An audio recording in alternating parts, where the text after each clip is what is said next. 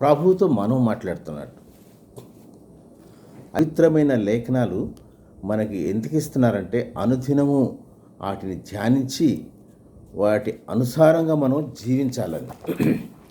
మరి ఈరోజైతే నేను దేవుని యొక్క వాక్యం నుండి కొన్ని లేఖనాలు ద్వారాగా మనకు ఏం ఉపయోగపడతాయో అవి చూసి ముందుకెళ్ళాలని ఆశపడుతున్నాను. ఈరోజు నేను చెప్పాలనుకున్నది దామండి కొన్ని మాటలు ధ్యానించుకుందాం. ఈ 3వ వచనంలోనే మనకి మనను బిడ్డలను క్రొత్తగా జన్మించిన శిశువులను పోలిన వారైన నిర్మలమైన వాక్యమును పాల వలన రక్షణ విషయంలో ఎదుగు నిమిత్తమును ఆ పాలను అపేక్షించుడి. మనం రక్షణలో మారు మనసు పొంది దేవునిలో వెదగబడి ఎదుగు నిమిత్తమును ఆ పాలను ఈ పాలంటే ఏంటండి? ఇక్కడ మనకి దేవుని వాక్యం. ఈ దేవుని వాక్యమును అనుదినమును వ్యాయామం చేయాలి, ప్రార్థన చేయాలి. ఆ వాక్యాన్ని పఠిస్తూ ఉంటే మనకి దేవుడు అనేకమైన విషయాలు మనకి బయలుపరుస్తూ ఉంటాడు. అనేకమైన విషయాలు మనకు తెలుసు కదండి. మనము దేవునిలో క్రొత్తగా జన్మించినప్పుడు, చిన్న బిడ్డల వలె ఉన్నప్పుడు, దేవుడు మనతో మాట్లాడుతున్నప్పుడు, మనము ఆయనతో మాట్లాడుతున్నప్పుడు మనము చూడండి, మరి చంటి బిడ్డ పుట్టినప్పుడు ఏం చేస్తాడంటే పుట్టడంలోనే ఈ అంబికల్ కార్డ్ కట్ చేసినప్పుడు వెంటనే ఆయన కెవ్వున అరిచి ఏడుస్తాడు. అలాగే మనం కూడా దేవుని యందు క్రొత్తగా పుట్టినప్పుడు మన పాపములన్నిటినీ కడుక్కుంటూ మన దేవుని సన్నిధిలో కన్నీటితో ఏడవాలండి. కన్నీటితో ఏడవాలి. ఆ కన్నీటితో ఏడ్చినప్పుడే మనము మన పాపాలనే తుడిచివేస్తాకి ఆయన అంగీకరిస్తాడు. అందుకనే మనము ఈ యొక్క దేవుని యొక్క వాక్యమును పఠిస్తూ ముందుకు వెళ్ళాలంటే అనుదినము వాక్యమును పఠించాలి. అనుదినము వాక్యము పఠించాలి. పరలోకానికి వెళ్ళాలంటే 7 ఫిట్నెస్ అయినటువంటి మార్గాలు, సూత్రాలు ఉన్నాయి. మనకి భూమి మీద మనం ఫిట్నెస్గా ఉండాలంటే మన బాడీకి అనేక రకాలైన పోషక విలువలు ఇస్తాం, అనేక రకాలైన పోషక ఆహారం ఇస్తాం. మళ్ళీ అదేవిధంగా మన ఆత్మకు, స్పిరిట్కి మరి ఆరోగ్యంగా ఉండాలంటే స్పిరిట్ మరికి ఎంతో బలంగా ఉండాలంటే మనం ఏం చేయాలండి? దేవుని వాక్యం, పరిశుద్ధ లేఖనాలను పట్టించి ఆయన మార్గములో నడవాలి. మన ఈ లోకం శాశ్వతం కాదండి, పరలోకములోకి వెళ్ళాలని. ఆ పరలోకానికి మనం సిద్ధపడాలంటే మన యొక్క ఆత్మకు ఫిట్నెస్ ఎలా ఉండాలి? ఆత్మకు కొన్ని పాయింట్లు చూసుకుందామండి. ఎక్కువ పాయింట్లు చూడొద్దు, కానీ కొన్ని మాటలు చూసుకుని మనం పరలోకానికి వెళ్ళాలంటే ఎలాంటివి? ఈ లోకము సంబంధించినవి కావు, కానీ అనుదిన ఆహారము, డైలీ ఫుడ్, డైలీ బ్రెడ్ అనేది కొత్తగా జన్మించినప్పుడు మనం అనుదినము ఆహారము సేవించాలి. అలాగే మన ఫ్రెష్ ఎయిర్, తాజా ఆక్సిజన్ వాయువును తీసుకోవాలి. 3వదిగా క్రమమైన వ్యాయామం, రెగ్యులర్గా బైబిల్ చదవటం, రెగ్యులర్ ఎక్సర్సైజ్ చేయడం చేయాలి. 4వదిగా తగినంత విశ్రాంతి, యాడిక్వేట్ రెస్ట్ తీసుకోవాలి. పరిసరాల శుభ్రత, క్లీనింగ్ సరౌండింగ్స్. 6వదిగా ప్రేమగల వాత్సల్యతో లవింగ్ కేర్ తీసుకోవాలి ఒకరినొకరు. 7వదిగా నియమిత పరీక్షలు, పీరియాడిక్ చెకప్స్. ఇవన్నీ కూడాను మనకి భూమి మీద ఉన్నప్పుడు మనకి శరీరానికి అలవాటు, అలాంటి అలవాట్లను, అలాంటి సూత్రాలను మనం పరలోకానికి వెళ్ళటానికి మన ఆత్మకు రిలేటెడ్గా ఎలా ఉన్నాయో కొన్ని మాటలు చూసుకొని మనం అందరం ముందుకు సాగుదామండి. మంచిది. మరి కీర్తనల గ్రంథము 122వ అధ్యాయంలో 122వ అధ్యాయంలో 4వ వచనం ఒకసారి చూద్దామండి. 4వ వచనము, ఇశ్రాయేలునకు నియమింపబడిన శాసనమును బట్టి యెహోవా నామమునకు కృతజ్ఞతాస్తుతులు చెల్లించుటకై వారి గోత్రములు యెహోవా గోత్రములు. చూడండి, వాళ్ళందరూ కూడాను ఎక్కడి నుంచి వచ్చారండి? ఎన్నో గోత్రాలు ఉన్నాయి మనకు తెలుసు. వాళ్ళందరూ కూడాను ఈయన దగ్గరకు వచ్చి, ఈయన సన్నిధిలోకి వచ్చి, మందిరంలోకి వచ్చిన తర్వాత వాళ్ళందరూ ఒకే గోత్రం అయ్యాం. మనం కూడాను మనందరము మన గోత్రాలు కానీ, మన యొక్క కులాలు కానీ, మన యొక్క కమ్యూనిటీస్ కానీ ఎక్కడెక్కడో వేరు ప్రాంతాల నుంచి వచ్చామండి. కానీ మనమందరం ప్రభు అయిన రక్షకుడైన యేసుక్రీస్తు వారి రక్తంలో కడిగినప్పుడు మనమందరం కూడాను, అంత క్రితం అందరం అన్యులము, కానీ ఇప్పుడు యేసుక్రీస్తు నామంలో ఒక సంఘస్థులయ్యాము, ఒక ధన్యులమయ్యాము. ఇప్పుడు అందరూ కూడా ప్రభు రక్తంలో కడగబడి మనందరూ బ్రదర్స్ అండ్ సిస్టర్స్ అయ్యాం. మనందరికీ తెలిసిన విషయమే. కానీ మనము దేవునిలో ఎలా ఎదుగుతున్నాం, దేవునిలో ఎలా ఉన్నాం, మనము ఈ లోకంలో ఉన్నటువంటి ఫిట్నెస్ అన్నిటికీ మనకు తెలుసు కదా. మన ఆరోగ్యంగా ఉండాలంటే, శరీరము మరి గట్టిగా ఉండాలంటే మనం ఎన్ని ఎక్సర్సైజ్ చేస్తామండి. వాకింగ్ అని, ఎక్సర్సైజ్ అని, జిమ్ అని అనేకం చేస్తాం. కానీ మన యొక్క స్పిరిట్కి, మన ఆత్మకి ఏం ఎక్సర్సైజ్ చేస్తున్నాం మళ్ళీ మనం పరీక్షించుకోవాలి. మనకి అలాగే తెలుసు, వరల్డ్ హెల్త్ ఆర్గనైజేషన్ అని ఉంది మనందరికి, జెనీవాలో ఉంటుంది. జెనీవాలో అది 7th April 1948లో ఒక ఆరోగ్య సూత్రాలని 7 పెట్టారు మనందరికీ. చూడండి, మన బాడీ అయితే ఎదుగుతుంది. మన 10 సంవత్సరాలకి ఉన్న వెయిట్ ఇప్పుడు వెయిట్కి డిఫరెన్స్ ఉంటుంది. అలాగే పెరుగుతూ ఉంటాం. అలాగే మన ఆత్మ కూడా మరి పెరుగుతుందా, ఎదుగుదల ఉంటుందా, దేవునిలో ఎదగగలుగుతున్నామా? పరలోకానికి చేరాలంటే మన ఆత్మని అనుదినము ఎలాగ పరీక్షించుకోవాలి, మన సాక్ష్య జీవితాన్ని ఎలాగ పరిశీలించుకోవాలి? కొన్ని మాటలు చూసుకుందామండి. కొన్ని మాటలు 3వ యోహాను రాసిన పత్రిక, 3వ యోహాను పత్రిక 1వ అధ్యాయం అమ్మ.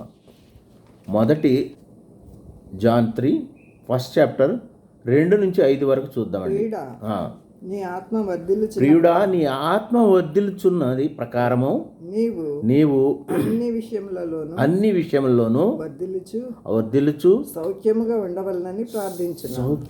ఉండవలనని ఏమంటున్నారండి? ప్రియుడా అంటే మనమేనండి. నీ ఆత్మ వర్ధిల్లుచున్న ప్రకారము నీవు అన్ని విషయాల్లోనూ, చూడండి మన అన్ని విషయాలు, ఆ విషయాలు ఏంటో చూద్దామండి. ఒక 7 విషయాలు చూద్దాము.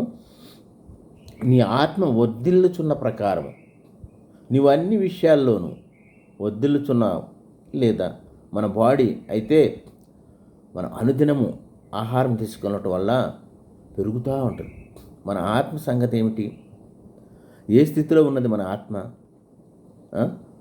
అలాగే 4వ మాట కూడా చూడమ్మా, 4వ వచనము.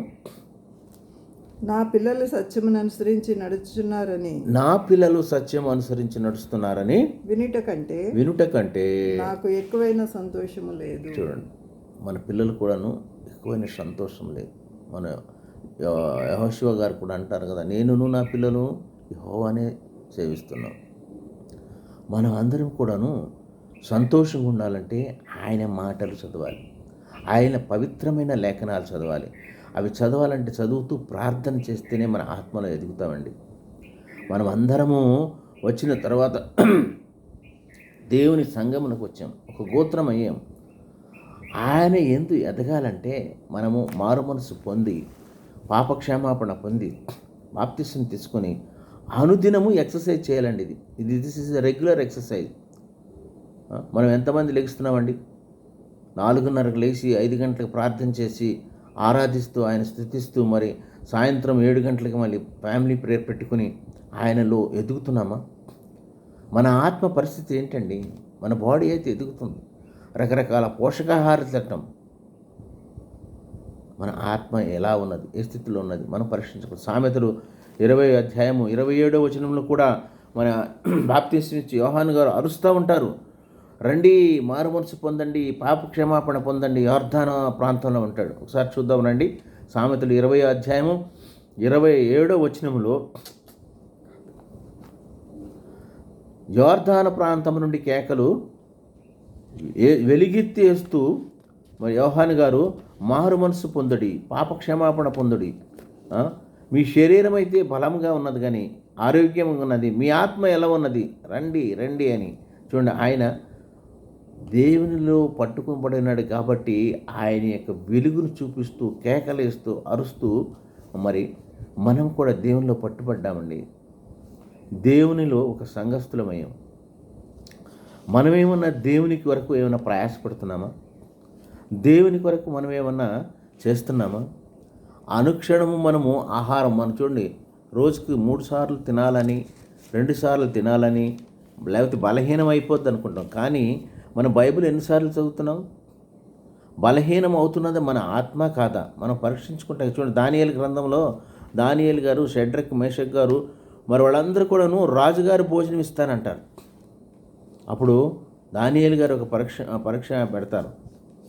దాంట్లో దానియేలు 1:15 ఉంటుంది.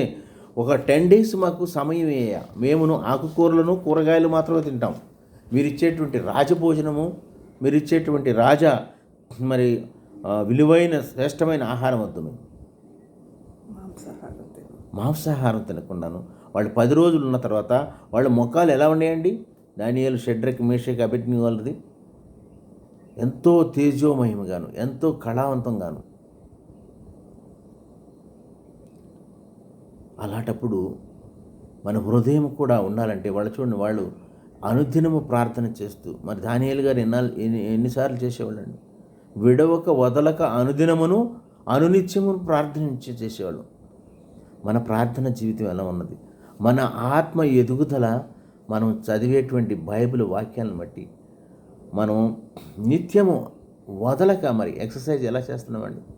అలాగే మనం కూడాను ఇది ఎలా ఉంటాయండి? మనకి డైలీ బ్రెడ్, అనుదిన వాక్యం మన ఫుడ్ అనమాట. ఇది చూడండి, మాకు డైలీ బ్రెడ్ అని ఒక బుక్ ఉండేది. ఆ బుక్లో చదివేవాడు. అందులో ఈరోజు ఏ వాక్యం చదవాలి అని ఒక 2-3 చాప్టర్లు చూపించేవాడు. అది చదివిన తర్వాత ప్రార్థన చేసుకుంటే మనసుకి ఎంతో నెమ్మది, మనసుకి ఎంతో, మనమైతే మన బాడీ గురించి ఎంతో జిమ్ చేస్తాము, ఎంతో రెగ్యులర్ ఎక్సర్సైజ్ చేస్తాము. కానీ దేవుడు అంటున్నారు అది కరెక్టేనండి, చేయండి. ఇది body is a shell for your soul. అది ఒక ప్రొటెక్షన్ లాగా ఉండటమే. మనకి బైబిల్లో ఉన్నాయి కదా, body is your body is a temple of God. Your body is a temple of God. అది చూడండి, 1 కొరింథీలు రాసిన మొదటి పత్రిక 3వ అధ్యాయంలో ఉంటుంది. 3వ అధ్యాయం, మీరు దేవుని ఆలయమై ఉన్నారని, మీరు దేవుని ఆలయమై ఉన్నారని, దేవుని ఆత్మ మీలో నివసించున్నాడని, మీలో నివసించుచున్నాడని మీరు ఎరుగరా? ఎవడైనను దేవుని ఆలయమును పాడు చేసిన ఎడల, దేవుడు వానిని పాడు చేయను. దేవుని ఆలయము పరిశుద్ధమై ఉన్నది. మీరు ఆ ఆలయమై ఉన్నారు. మీరు చూడండి, దేవుడు ఎంత తేటగా మాట్లాడుతున్నారండి, ఎంత క్లియర్గా చెబుతున్నారు. మనం ఆయన ఆలయమే ఉన్నారు, దాన్ని పాడు చేయకూడదండి. Your first investment is wealth, wealth is your health. మనకు తెలుగులో ఎంతో మంచి సామెత ఉంది, ఆరోగ్యమే మహాభాగ్యమని. మన బాడీని ఆరోగ్యంగా ఉంచుకుంటాకి ఎంత ప్రయాసపడుతున్నామో అదేవిధంగా మన యొక్క ఆత్మను కూడా పరిశుద్ధంగా ఉంచుకోవాలి. మన ఆత్మను కూడా అలా చేయాలంటే మనం అనుదినము వదలక విడవక అనునిత్యము మన ఈ యొక్క దైవ గ్రంథంలోని పవిత్రమైన లేఖనాలు చదువుతూ ఆయనతో మాట్లాడుతూ మనం ప్రార్థన చేసుకుంటూ మన జీవితాన్ని ముందుకు సాగిస్తే మనము బాడీతో పాటు మన యొక్క సోల్ కూడాను ఒక ఫిట్నెస్ వస్తుంది. మన పరలోకానికి వెళ్తాకి 7 ఆరోగ్యమైన ఫిట్నెస్ సూత్రాలంటే అందులో ఇదొకటి. ఏంటి? అనుదిన ప్రార్థన, డైలీ బ్రెడ్. ఇది డైలీ బ్రెడ్ లాగానే మనము తినాలండి. మనకు తెలుసు కదా, ఒకసారి ఏమంటారు, ఎజికేల్ గారు చూడండి, ఎజికేల్ గ్రంథంలో ఆయన అంటారు కదా, ఈ వాక్యాలను నేను తింటుంటే నా నోటికి చుట్టిన తారలాగా ఉంటాయి అంటారు. మరియు ఆయన నాతో ఇలాగ సెలవిస్తున్నాడు. యేసుకేలు 1-3 వరకు చదవమ్మా. నరపుత్రుడా, నీకు కనబడిన దానిని భక్షించుము. ఈ గ్రంథమును భక్షించి ఇశ్రాయేలు యొద్దకు పోయి వారికి ప్రకటన చేయము. చూడండి, భక్షించంటే తినమంటే తినమంటే ఆయన తింటవన్నీ కాదండి, ఆయన మనసారా ఆత్మని పెట్టి అవన్నీ కూడా చదివి ఆయన కంప్లీట్గాను భుజించేసి ఆ మాటలు తీసుకుని వెళ్ళి ఎక్కడ చెప్పమంటున్నారు? ఇశ్రాయేలుకి. నేను నోరు తెరవగా ఆయన ఆ గ్రంథము నాకు తినిపించి, ఆయన ప్రభు తినిపించి, నరపుత్రుడా నేనిచ్చుచున్న ఈ గ్రంథమును ఆహారముగా తీసుకొని దానితో నీ కడుపు నింపుకొనమని నాతో సెలవీయగా నేను దాన్ని భక్షించుతిని. ఆయన భక్షించారు, తిన్నారు. అలా తినటం వల్ల ఎలా ఉంటుందో తెలుసండి? అలా తిన్నప్పుడు ఇర్మియా గారికి 15:16 వచనం అంటారు, నీ మాటలు నాకు దొరకగా భుజింపగా తిని నీ మాటలకు నేను ఎంతో సంతోషించాను, ఆనందించాను అంటారు. అవి ఇంకో చోట ఎలా ఉంటాయి అంటే జుంటిదైన ధారలాగా ఉండేవి అంటారు. మరి ఇలాంటి జుంటిదైన ధారలాగా ఉన్నటువంటి వాక్యాలను మనం చదవకుండా ఎలా వదిలేస్తామండి? ఎలా వదిలేస్తామండి? ఇవి తేనెవలే ఉంటాయి అంటారు. ఒకసారి చూడండి, యోనాతాన్ గారు అంటారు ఎక్కడంటే 1 శామ్యూయలు 14వ అధ్యాయంలో 27-28 వచనాల్లో యోనాతాన్ గారు ఒకసారి చూద్దాం రండి.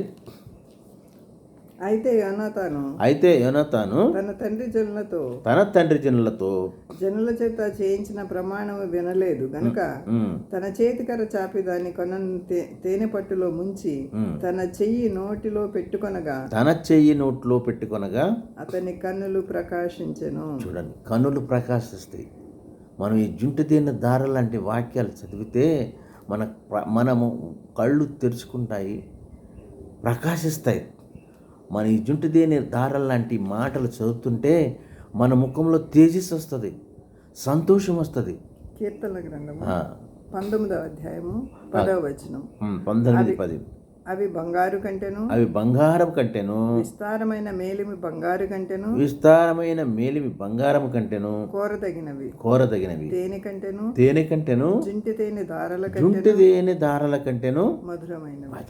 చూడండి, ఇలాంటి మధురమైనవి మన డైలీ బ్రెడ్గా అనుదినము మనం వీటిని సేవిస్తూ ముమ్మారు ఈ యొక్క డైలీ బ్రెడ్ ఈ అనుదినము ధ్యానిస్తూ ఆయన సన్నిధిలో గడిపితే ఇది ఒక మంచి ఎక్సర్సైజ్ అండి. ఇది ఒక మంచి రూల్. స్తోత్రం పరలోకానికి చేరాలంటే అలాంటిది మనం ఎలా వదులుకుంటామండి?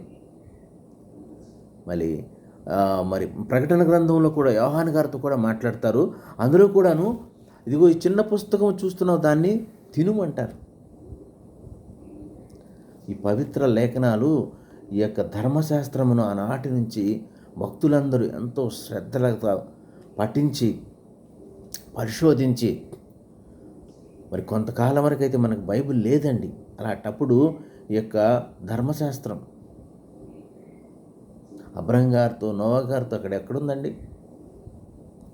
ఆయన నడుస్తూ ఆయన బోధించినవే వాళ్ళు కంఠస్థం చేస్తూ ఆ మాటలను 10 మందికి చెప్తూ ఉండేవాళ్ళు. అందుకని జుంటిదేని దారల్లాంటి ఈ మాటలను అనుదినము మన డైలీ బ్రెడ్ లాగా మరి ఆనందిస్తూ తింటుంటే మనకెంతో, మన హృదయానికి ఎంతో నెమ్మది, మన హృదయానికి ఎంతో అలాంటివి వదలకుండా. రెండవది 1 తెస్సలోనికీయులు 5వ అధ్యాయం రండి. మనకు కావాల్సింది ఏంటంటే ప్రార్థన జీవితం ఎలా ఉండాలి. అందుకని మనము ఫ్రెష్ ఎయిర్ ఎలా తీసుకుంటామో అలాగే ఫ్రెష్గా దేవునితో మాట్లాడట, దేవుని యొక్క మాటలు వినుటలో 1 తెస్సలోనికీయులు 5వ అధ్యాయము 15-16 వచనాలు. ఎవడును కీడునకు ప్రతి కీడును ఎవనికైనా చేయకుండా చూసుకొనుము. చూడండి, మీరు ఒక్కని ఎడల ఒకడు మనుషుల అందరి ఎడలను ఎల్లప్పుడూ మేలైన దాన్ని అనుసరించి నడుచుకొనుడి. ఎల్లప్పుడూ సంతోషముగా ఉండుడి. ఎడతెగక ప్రార్థన చేయండి. చూడండి, ఎక్కడ చూసినా సరే ఎడతెగక, వదలక, విడవక ప్రార్థన చేయండి. మనం ఈనాడు దేవుడు బ్రతికించి మరి గూగుల్ మీట్లో మన అందరిని కలుసుకోలేక చేశారంటే ఇది యొక్క ప్రభు పరమ తండ్రి యొక్క మరి ప్రణాళిక అండి. ప్రతి విషయమందును కృతజ్ఞతాస్తుతులు చెల్లించుడి. ఇలాగు చేయుట యేసుక్రీస్తునందు మీ విషయములో దేవుని చిత్తము. చూడండి, ఫ్రెష్ ఎయిర్ ఎప్పుడు వస్తుందో తెలుసండి? మనం ఎంత ధైర్యంలో అండి 4:30కి 5కి లేచామంటే morning will get the fresh air, fresh oxygen. మన ఆనాడు కూడా మార్కు 1:35 ఉంటుంది. ఆయన పెందలకడనే లేచి ఇంకానూ చాలా చీకటి ఉండగానే బయలుదేరి ఎక్కడికి వెళ్ళారండి? అరణ్య ప్రదేశంలోకి వెళ్ళి అక్కడ ప్రార్థన చేయించుండేను. ప్రభువారు కూడా ఆయనకి ఎన్ని మంచి సుగుణాలండి. ఎంత దూరమైనా నడిచి వెళ్తారు. పెందలకడనే లేచి ఇంకనూ చీకటి ఉండగానే, ఎందుకంటే అప్పుడు ఎంతో ఫ్రెష్ ఎయిర్, ఎంతో మంచి ప్రశస్తమైన ఎయిర్ ఉంటుంది, ప్రశాంతంగా ఉంటుంది. మీరు చూడండి, తెల్లవారుజామున లేచి ఒకసారి ఇంట్లోంచి బయటకు వచ్చి చూడండి రోడ్డు మీదకి, ఎంత మంచి చల్లగాను ఆహ్లాదకరంగాను. ఎందుకంటే మనకి we're getting the fresh air. అందుకని ఆనాడు నుంచి కూడాను మన యొక్క భక్తులందరూ కూడాను తెల్లవారుజామునే, ఇంకోసారి అంటే ప్రభు తిరుగుతుంటారంట 4-3 ప్రాంతం లేచి, ఎవరైనా నాకు మొరపెడుతున్నారేమో వాళ్ళని ఆశీర్వదించాలని. Our prayer is our oxygen అండి, ఆక్సిజన్ ఫర్ అవర్ స్పిరిట్. మనము ప్రార్థన చేస్తుంటే ఆక్సిజన్ మనకు వస్తుంటుంది, దేవుడు ఇస్తుంటాడు. ఎడతెగక విసుకక వదలక దినము ప్రార్థన చేయడు, ఎల్లప్పుడూ చేయడు అంటాడు. ఆక్సిజన్ లేకుండా మనం బ్రతకగలమండి? ఒకసారి మీరు ట్రై చేసి చూడండి. మరి ముక్కు మూసుకుని ఎంతసేపు ఉండగలరు? మీ లంగ్స్ కెపాసిటీని బట్టి, మీ లంగ్స్ పనిచేసే విధానాన్ని బట్టి 2 నిమిషాలు, 3 నిమిషాలు, 4 నిమిషాల కన్నా ఎక్కువ ఉండలేమండి. అందుకని ఫ్రెష్ ఆక్సిజన్ రావాలంటే, ఫ్రెష్గా ఉండాలంటే మనకి చూడండి, మేము ఢిల్లీలో ఉన్నప్పుడు హర్యానా నుంచి ఈ హార్వెస్ట్ సీజన్లో ఈ యొక్క వ్యవసాయానికి సంబంధించినటువంటి వేస్ట్ అంతా తగలబెట్టేస్తే ఢిల్లీ చుట్టూ కూడాను పొగ కమ్మేసేది, ఉక్కిరిబిక్కిరి అయిపోయేవాడు. ఫ్రెష్ ఎయిర్ లేదు, పొల్యూషన్ ఎక్కువైపోయింది. దానికి కానీ ఇప్పుడు కొన్ని ప్రాంతాల్లో మరి ఆక్సిజన్ సెంటర్స్ అని పెడుతున్నారు. మనకు పెట్రోల్ బంక్స్ ఎలా పెడుతున్నారో ఆక్సిజన్ సెంటర్స్ ఒక బాక్స్లో పెట్టేసి అందులో ఒక 10 నిమిషాలు 20 నిమిషాలు ఉంటే ఫ్రెష్ ఆక్సిజన్ తీసుకుంటారు. ఇలాంటి ఫ్రెష్ ఆక్సిజన్ ఇచ్చేది ఏంటండి? దేవుని మాటలు, దేవునితో మాట్లాడటం, దేవునికి ప్రార్థన చేయటం. ప్రభువారు పెందలకడనే లేచి చీకటి లేకుండగానే, ఇంకా చీకటి ఉండగానే బయలుదేరి ఎక్కడికి వెళ్ళారు? అరణ్య ప్రదేశంలో ఒలీవుల కొండ మీదకి వెళ్ళి అక్కడ ప్రార్థన చేయుచుండాను. తండ్రితో మాట్లాడటానికి వెళ్తాడు ఆయన. ఎంత మంచి గుణాలండి. రెండవది కానీ ఇది మరి మనం ఫ్రెష్ ఎయిర్ అండి, ప్రశస్తమైన ఈ ఆక్సిజన్ తీసుకుంటున్నాం. ఈ ప్రశస్తమైన ఆక్సిజన్ ఏదో కాదండి, దేవుని యొక్క మాటలే. మనం అది లేకుండా మనం బ్రతకలేము. మనం చిన్నప్పుడు చూస్తాం చూడండి, బిడ్డలకి ఫ్రెష్ ఆక్సిజన్ కావాలంటే తల్లి పాలు ఇచ్చిన తర్వాత ఆయన తీసుకెళ్ళి కొంచెం సన్లైట్ వచ్చే చోట వేస్తారు. అక్కడ వేసినప్పుడు ఆయన బిడ్డ చూడండి మంచిగా కేరింతలు కొడుతూ ఆడుకుంటూ, మరి ఆ పాలు తాగి అరిగిపోవాలంటే ఏం చేయాలి? కాళ్ళు చేతులు ఆడిస్తూ ఎక్సర్సైజ్ చేస్తారు. అలాగే మనకున్నదా రెగ్యులర్ ఎక్సర్సైజ్ అండి. నెక్స్ట్ది రెగ్యులర్ ఎక్సర్సైజ్ అది చేస్తున్నామా? చూడండి 1 కొరింథీ 11వ అధ్యాయం చూడమ్మా. 1 కొరింథీ 11వ అధ్యాయంలో మరి నేను క్రీస్తును పోలి నడుచుతున్నాను, మీరు నన్ను పోలి నడువుగని పౌలు గారు అంటారు. ఒకప్పుడు సౌలుగా ఉన్నప్పుడు మరి క్రైస్తవులను ఎంతో హింసించినటువంటి అతను ఎంతగానో మారిపోయి ఆయన 1 కొరింథీ 11వ అధ్యాయం 1వ వచనంలో మనము రెగ్యులర్గా చేయాలి. ఎవరిలాగా ఉండాలంట? క్రీస్తులాగా మారిపోవాలంట. క్రీస్తులాగా మారాలంటే మనం ఏం చేయాలి? ప్రాక్టీస్ చేయాలి. Regular exercise. రెగ్యులర్గా ఇవాళ చదివేమలే వాక్యం అని, క్యాలెండర్లో వాక్యం చదివేమని కాదండి. ఇంట్లో ఉన్నవాడు కలిసి మరి మేమైతే ఇద్దరము ఏకీభవించి ప్రార్థన చేసి ఏకీభవించి దేవుని వాక్యం చదువుతున్నాం. ఆ ప్రాక్టీస్ అనేది లేకపోతే విలువ ఉండదండి. మనం చూడండి, ప్రొఫెషనల్ కోర్సెస్ ఉంటాయి. డాక్టర్స్ కానీ, లాయర్స్ కానీ, ఇంజనీర్స్ కానీ ఆ ప్రొఫెషనల్ చదివిన వాళ్ళు తర్వాత నీకు ఎండి అయిపోయింది, ఎంబీబీఎస్ అయిపోయింది, ఎంటెక్ అయిపోయిన తర్వాత ఇప్పుడు ఏం చేస్తానంటారు? ప్రాక్టీస్ ఉన్నదా? మన క్రిస్టియన్స్ కూడాను ప్రేయర్ అనేది ఒక ప్రాక్టీస్ అండి. దాని ఏమంటే క్రమమైన వ్యాయామం, రెగ్యులర్గా చేయాలండి. క్రమం తప్పకుండా, విడవకుండా మరి రెగ్యులర్గా ప్రార్థన చేసి రెగ్యులర్గా మరి ఆయన్ని వెంబడిస్తూ ఉంటే ఎన్నో ఆశీర్వాదాలు. నాలుగవదిగా చూద్దాం రండి. మనము ఎన్నో ఉండేయండి. ఇంకాను నేను ఒక 6-7 మాత్రమే మనం చేస్తాం రెగ్యులర్ ఎక్సర్సైజ్. ఆంధ్రులకు ఆరంభానికి వీరులు అంటారు, ఒకటి సామెత ఉంది తెలుసు కదా. మన ఆంధ్రులకు ఆరంభానికి వీరులు ముఖ్యులు. ఫర్ ఎక్సర్సైజ్ చేయాలని మేము కూడాను పొద్దున్న రిటైర్డ్ అయిన తర్వాత కొత్త షూ కొనుక్కొచ్చుకుంటాం. ప్రార్థన వాకింగ్ చేయాలని. ఇది ఒక రోజు వెళ్తాం, రెండో రోజున కాళ్ళు నొప్పులు అంటాం.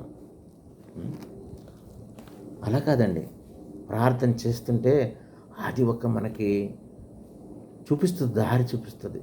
అనుదినము వదలక రెగ్యులర్గా మనము చేస్తూనే ఉండాలి. మొదటి తిమోతి 4:8 చదువు ఒకసారి చదువు.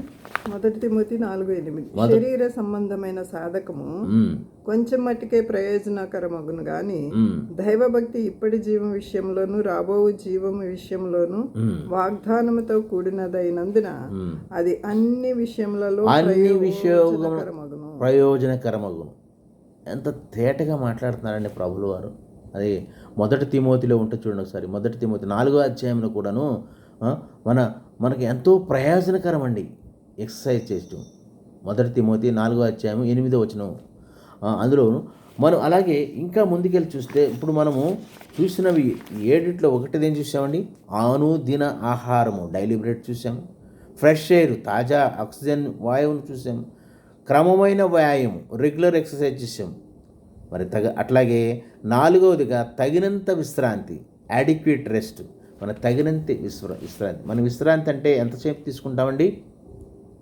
చిన్న బిడ్డలైతే 18 గంటలు, 16 గంటలు, 14 గంటలు, 12 గంటలు, 10 గంటలలా తీసుకుంటారు. మనకి అడల్ట్స్ అయిన తర్వాత 8 hours స్లీప్ ఈజ్ ఎనఫ్ అండి. మనం 8 గంటలు రెస్ట్, అంతకన్నా ఎక్కువ తీసుకోకూడదు. మనం తినే విషయంలో కూడాను జాగ్రత్తగా ఉండాలి. ఎలాంటివి తెల్లననే పదార్థాలు, మైదా కానీ, షుగర్ కానీ, వైట్ రైస్ కానీ తినకూడదండి. డాక్టర్స్ కూడా చెప్తారు రెడ్ మీట్ తినకూడదని.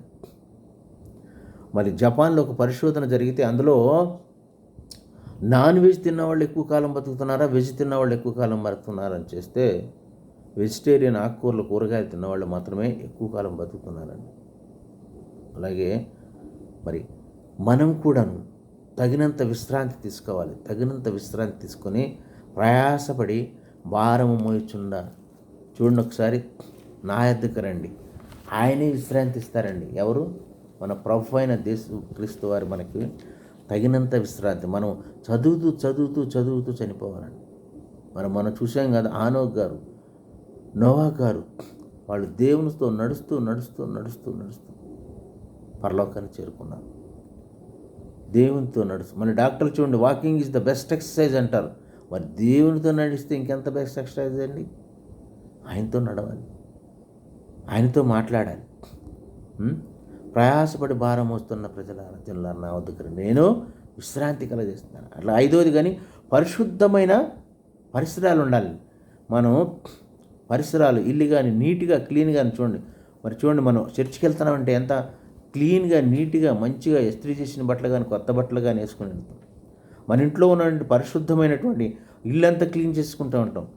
అట్లాగే మనం క్రిస్మస్ వచ్చిందంటే ఇంటికి రంగులని కానీ, కొత్త బట్టలని కానీ ఎంత శుభ్రం చేసుకుంటామండి. అలాగే పరిసరాలు ఎప్పుడు కూడా శుభ్రంగా ఉండాలి. 2 కొరింథీ 6లో ఎంతగానో క్లీన్ సరౌండింగ్స్ ఈజ్ రిక్వైర్డ్. 2 కొరింథీ 16-14 చూడము ఒకసారి. 2 కొరింథీ పత్రిక 6వ అధ్యాయము 2 కొరింథీ 6వ అధ్యాయము 14-15 వచనాలు. మీరు అవిశ్వాసులతో విజ్జోడుగా ఉండకూడదు. అవిశ్వాసులతో ఉండకూడదండి. మనము ఏర్పరచబడిన వాళ్ళం, సెపరేటెడ్ పీపుల్. నీతికి దుర్నీతితో ఏమి సాంగత్యం? అది నీతికి దుర్నీతికి సంగతి ఉంటుందండి. వెలుగునకు చీకటితో ఏమి పొత్తు? వెలుగునకు చీకటికి, వెలుగు అంటే తెలుసు కదా మన ప్రభు అయిన యేసుక్రీస్తు వారు. చీకటి అంటే పాపము, సైతాను, వాటితో పొత్తే ఉండదండి. అలాంటి క్రీస్తునకు బెలియాలతో ఏమి సంబంధము? అవిశ్వాసతో విశ్వాసకి పాలెక్కడిది? అవిశ్వాసకి విశ్వాసతో పాలెక్కడిది? దేవుని ఆలయం నాకు విగ్రహములతో పొందెక్కడిది? చూడండి ఎంత చక్కగా మాట్లాడుతున్నారండి. విగ్రహాలను మనం ఆరాధించుకోవడం. ఇంకా 18 వరకు చదవాలి. మనము జీవము గల దేవుని ఆలయమై ఉన్నాము. మనము ఎవరు అండి? We're the temple of God. జీవము గల దేవునికి ఆలయం. మనం ఈ శరీరాన్ని జాగ్రత్తగా చూసుకోవాలి. శరీరానికి మంచి మంచి అలంకరణ చేసుకోవాలి. మంచిగాను శుద్ధి చేసుకోవాలి, పరిశుద్ధం చేసుకోవాలి. మురికిగా ఉండకూడదు. ఎందుకంటే ఇది దేవుని ఆలయం అండి. ఇంకా చదువు. అందుకు దేవుడు ఇలాగూ సెలవిచ్చుచున్నాడు. నేను వారిలో నివసించి సంచరింతును. అది మనలో నివసించి సంచరించి నడుస్తుంటారండి ఆయన. నేను వారి దేవుడనై ఉందును. వారు నా ప్రజలై ఉందురు. చూడండి ఎంత జుంటిదైన దారాలాగా లేవండి ఈ మాటలు.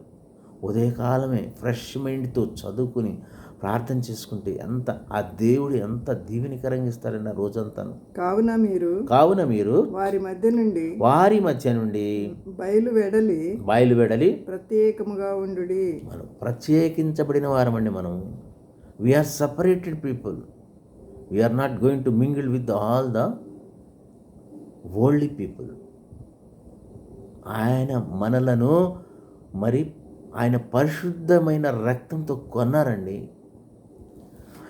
నా పాపముల గురించి శిలువ మీద బలి అయిపోయి మరి ఆయన పరిశుద్ధ రక్తంను చిందిస్తేనే మనం మరి how can we go separate? మనం వేరే వెళ్ళిపోయి ఎలా కలుస్తాం? విగ్రహాలను ఎలా ఆరాధిస్తాము? ఆయన బిడ్డలము. ఈ శరీరం ఆయనది, ఈ ఆత్మ ఆయనది. అవిశ్వాసులతో సాంగత్యం చేయొద్దండి. అనిల వద్ద కూర్చుంటే మనం సహోదరులతో కూర్చోండి. సహోదరుల ఐక్యత కలిగి ఉండటం ఎంత మనోహరం, ఎంత శ్రేష్టం అని చెప్తున్నారు కదా బైబిల్లో. అందుకని మన వాళ్ళు చదవండి, ఫ్యామిలీ గ్యాదరింగ్ చేసుకోండి, వన్ డే రిట్రీట్స్కి వెళ్ళండి. దేవుని మాటలు మనం తెలుసుకున్న వాళ్ళు తెలియనటువంటి వారికి చెప్పాలండి. మరి 7వదిగా చూద్దాం రండి. హెబ్రీ పత్రిక 10:24 చూద్దాం ఒకసారి. మనము బాడీకి పీరియాడికల్ చెకప్ ఎలా చేయించుకుంటున్నామో అదే విధంగా మనము నియమిత పరీక్షలు చేయించుకోవాలండి. మన బాడీకి కూడాను, మన హృదయానికి కూడా నియమిత పరీక్షలు చేయించుకోవాలి. ఇంతవరకు ఏం చూసామండి? అనుదినాహారము, తాజా వాయువు చూసాము. 3వదిగా క్రమమైన వ్యాయామం చూసాము. 4వది తగినంత విశ్రాంతి. 5వది పరిసరాల శుభ్రత, క్లీనింగ్ సరౌండింగ్స్. 6వది ప్రేమగల వాత్సల్యత. అది చూడండి 6 చూద్దాం రండి. ప్రేమగల వాత్సల్యత, ప్రేమ కలిగినట్టు లవింగ్ అండ్ కేరింగ్. హెబ్రీ ఒకసారి చూడమ్మా. హెబ్రీ 10:24. కొందరు మానుకొనుచున్నట్లుగా సమాజముగా కూడుట మానక ఒకరినొకడు హెచ్చరించుకొనుచు ఆ దినము సమీపించుట మీరు చూసిన కొలది మరి ఎక్కువగా అలాగు చేయుచు ప్రేమ చూపుటకును సత్కార్యములు చేయుటకును ఒకరినొకడు పురికొల్పుకొనవలెను. అట్లాగే చూడండి, మరి ఇది లవింగ్ అండ్ కేరింగ్. ఎవరైనా మన బ్రదర్స్ హాస్పిటల్లో ఉన్నారంటే వాళ్ళు వెళ్ళి దర్శించాలి, పలకరించాలి, ప్రేయర్ చేయాలి.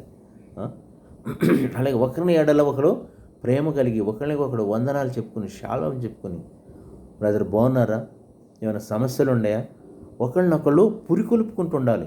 అంటే మీరు వాక్యం చెప్పారంటే బ్రదర్, మీరు వాక్యం ఎంతగానో బాగా చెప్పారండి. ఎంకరేజింగ్ మాటలు ఎంకరేజ్ చేస్తూ ఒకళ్ళనొకళ్ళు ప్రేమతో ఆదరించుకోవాలి. ఇది కూడానండి ఒక ఫిట్నెస్ సూత్రమేనండి పరలోకానికి.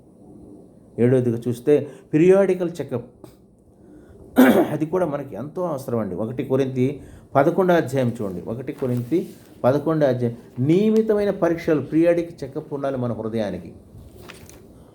1 కొరింథీయులకు రాసిన మొదటి పత్రిక 11 28 కాబట్టి ప్రతి మనుష్యుడును తన్ను తాను పరీక్షించుకొనవలెను. మనల్ని మనమే పరీక్షించుకోవాలండి. అలాగు చేసి రొట్టె తిని ఆ పాత్రలో తాగవలెను. రొట్టె తిని ఆ పాత్రలతో. 1 కొరింథీ 11వ అధ్యాయము 27, 28 వచనాలు. అనుదినము నిన్ను తన్ను తాను పరీక్షించుకోవాలి. అనుదినం అండి. ఇది పీరియాడిక్. మనం చూడండి, మన డాక్టర్ దగ్గరికి వెళ్తాం, మేము కూడా వెళ్తాం. ఎవ్రీ 3 monthsకి వెళ్ళిపోయి మరి షుగర్ టెస్ట్ అంటారు. నెక్స్ట్ ఎప్పుడైనా అందులో రాస్తారు, నెక్స్ట్ విజిటింగ్ ఆఫ్టర్ 3 months అని. మనం పీరియాడికల్గా మన హృదయం ఎలా ఉన్నది, మన బాడీ ఎలా ఉన్నది, నిన్ను నీవు పరీక్షించుకోవాలండి. నియమితమైన పరీక్షలు చేసుకోవాలి. దేవా, నన్ను పరిశోధించి నా హృదయం తెలుసుకొనుము. నన్ను పరిశోధించి నా హృదయమును తెలుసుకొను. నన్ను పరీక్షించి నా ఆలోచన తెలుసుకొను. మనము దేవుని ముందు మన హృదయాన్ని ఉంచాలి. అవ్వా, నేను నా మాటల ద్వారా, నా చూపుల ద్వారా, నా ప్రవర్తన ద్వారా ఏమైనా తప్పులు చేస్తున్నానేమోనని మనం పీరియాడికల్గా నియమిత పరీక్షలు మనం చేసుకుని, నీకు ఆయాస్కరమైన మార్గము నా యందున్నదేమో చూడుము, నిత్య మార్గమున మనకు ఆయాస్కరము, దేవునికి ఆయాస్కరమైన తీసివేయాలని మనం ఈ యొక్క 7 సూత్రాలు మన బాడీ ఫిట్నెస్కి వరల్డ్ హెల్త్ ఆర్గనైజేషన్ ఎలా ఇచ్చారో మనకు వెళ్ళి చూస్తే అంగన్వాడీలో స్కూల్లో కనిపిస్తాయండి. ఒక పెద్ద బోర్డు ఉంటుంది, అక్కడ పెట్టేసి చూపిస్తారు. ఇగో ఈ యొక్క 7 రూల్స్ పాటించాలి. పోషకమైన ఆహారం ఇవ్వాలి, వ్యాయామం, రెగ్యులర్ ఎక్సర్సైజ్ చేయించాలి, తాజాగా ఉన్నటువంటి ఆక్సిజన్ ఇవ్వాలి పిల్లలు. కానీ ఇవన్నీ కూడా మనం చేస్తే మనం పరీక్షించుకోవాలి మన హృదయం ఎలా ఉన్నది. అనుదిన ఆహారం, మన డైలీ బ్రెడ్, మన వాక్యం తీసుకుంటున్నామా, ఫ్రెష్ ఎయిర్ లాగా తాజా ఆ వాయువు తీసుకున్నట్టుగానే మరి ప్రొద్దునే లేచి ఆయన వాక్యం చదువుతున్నామా, క్రమమైన వ్యాయామం చేస్తున్నామా, రెగ్యులర్గా ఎక్సర్సైజ్ చేస్తున్నామా, మన పరిసరాలు, మన బాడీ శుభ్రంగా ఉన్నదా, ప్రేమ కలిగి వాత్సల్యంతో ఒకళ్ళనొకరు సహోదరులను ఆదరించుకుంటున్నామా, నియమిత పరీక్షలు చేసుకుని మనము మన హృదయాన్ని పరీక్షించుకుంటున్నామా. ఇవండి ఈ 7ను మనము పీరియాడికల్గా చెకప్ చేస్తూ మన హృదయాన్ని పరీక్షించుకుంటూ దేవుని యొక్క మరి వాక్యంలో దేవుని వాక్యం తేటగా మరి అద్దం వల్లే చూపిస్తుందండి మనం ఎక్కడున్నాం, మనం ఎలాంటి పాపంలో ఉన్నాం. అందుకనే మన యొక్క సాక్ష్య జీవితాన్ని మనం ప్రతిదినము సరిచేసుకోవాలి. అందరూ కూడాను వాక్యం చదువుతూ, వాక్యం ధ్యానిస్తూ, వాక్యాన్ని ఈ పవిత్ర లేఖనాలను పరీక్షించి రీసెర్చ్ చేయాలండి. చూడండి, మేము చదువుతున్నాం కదా, ఒక్కసారి చదివి మళ్ళీ అదే ఆ వాక్యాన్ని చదవండి, మళ్ళీ ఇంకొంచెం తేటగా ఏవో మనకు అర్థాన్ని ఇస్తాయి. చదవండి. మన సామిల్ గారు చెప్పినప్పుడు అన్నారు కదా, ఒక పొల్లైనను ఒక సున్నైనను తీయటకు లేదండి. పరిశుద్ధమైన జనాంగంతో రాయబడినటువంటి పరిశుద్ధ లేఖనాలు. ప్రపంచంలో దీనికి ఒక్కటే మాత్రమే హోలీ బైబుల్, పరిశుద్ధమైన గ్రంథాలు ఉంటాయి. ఎన్నైనా గ్రంథాలు ఉండొచ్చు, కానీ పరిశుద్ధ గ్రంథంలో రాయబడిన పరిశుద్ధ లేఖనాలను అనుదినము పఠిస్తూ అనుదినము మరి ఆయన చూడండి, మరి ఎజికేల్ గారిని వాటిని మింగివేయమంటున్నారు, భుజించమంటున్నారు, తినమంటున్నారు. వాక్యం తినమంటాం అంటే చదివి జీర్ణించుకోవాలి, కంఠస్థం చేయాలండి. How many words you are మనం ఎన్ని కంఠస్థం చేస్తున్నారు దేవుని వాక్యాలు. ఎవరైనా మనకు కనిపిస్తే బైబిల్ లేకుండాను చెప్పగలిగేలా ఉండాలి. ఎలా ఉండాలంటే మనల్ని చూసి నడుస్తున్న బైబిల్ అనుకోవాలి. అంత బాగా బైబిల్ లేకపోయినా కానీ మన హృదయంలో ఉండాలండి. బైబిల్ మన హృదయంలో కొన్ని వచనాలన్నీ కంఠస్థం చేద్దామా. ఎవరన్నా కనిపించారు, దగ్గర మీద బైబిల్ లేవు, ఎవరికైనా మాటలు చెప్పాలనుకున్నాను, మీ హృదయంలో 4 కంఠస్థమైన దేవుని మాటలు ఉన్నాయనుకోండి. దేవుడు లోకమును ఎంతో ప్రేమించిన కాగా తన ప్రియమైన అద్భుతమైన కుమారుని మన పాపం కొరకు పంపించారని కానీ చెప్పాలంటే మనకి కంఠస్థం తరువుగా చదివి ఉండాలి. మరి చదువుదామండి. అనుదినము ఈ లేఖనాలను పఠిస్తుంటే అనుదినము వదలక విడవక, దానియేలుగా చూడండి, అనుదినము విడవక మిద్ది మీదకి వెళ్ళి తూర్పు దిక్కు ఎందుకు తిరగమంటారు. ఒకసారి సొలొమోన్ గారు చెప్తాడు, ప్రభువా, ఎవరైనా తూర్పు దిక్కు యెరూషలేము తట్టు తిరిగి ప్రార్థన చేస్తే వాళ్ళ ప్రార్థన ఆలకించి వాళ్ళని దీవిస్తామంటే ఎస్ అంటారు. ఒక నమ్మకం అండి. మన విశ్వాసాన్ని మనం నమ్మకం ఉంచుకోవాలి. మన అనుదినము ఈ యొక్క 7 సూత్రాలను పఠిస్తూ మన బాడీకి ఎలాగ ఎక్సర్సైజ్ చేస్తున్నామో అలాగే మన హృదయాన్ని కూడా ఎక్సర్సైజ్ చేయాలి. చూడండి, మన బాడీ మరి మన్ను, అది మన్ను అయినది మట్టిలోకే పోతుంది, కానీ హృదయము ఎవరిస్తారో ఆయన దగ్గరికి వెళ్తుంది. ఆ ఆత్మను దేవుని దగ్గరికి వెళ్తుంది, ఆయన దగ్గరికి వెళ్తుందండి.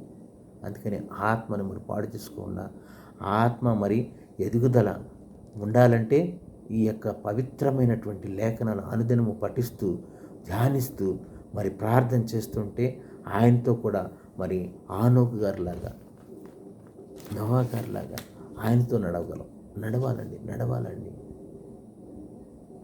ఈ కొద్ది మాటలు దేవుడు దీవించినగాక. చిన్న ప్రార్థన చేసుకుందామండి. పరిశుద్ధుడా, నీకు వందనాలయ్యా తండ్రి. మాకు ఇచ్చినటువంటి లేఖనాలను బట్టి మీకు కోట్లాది వందనాలు, స్తోత్రాలు ప్రభువా.